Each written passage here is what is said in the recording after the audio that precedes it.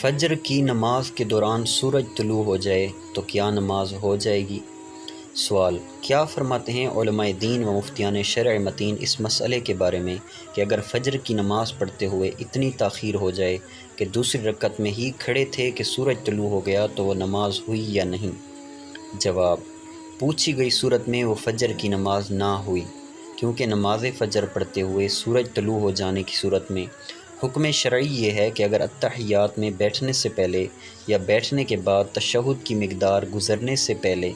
سورج طلوع ہو گیا تو فجر کی نماز بالاتفاق نہیں ہوگی، اور اگر تشہد کی مقدار بیٹھنے کے بعد ایک طرف سلام پھیرنے سے پہلے سورج طلوع ہوا تو بھی امام اعظم علیہ الرحمہ کے نزدیک فرض باطل ہو جائیں گے اور اس کی قضا ذمے پر رہے گی۔ واللہ اعلم ورسولہ اعلم، صلی اللہ علیہ وسلم۔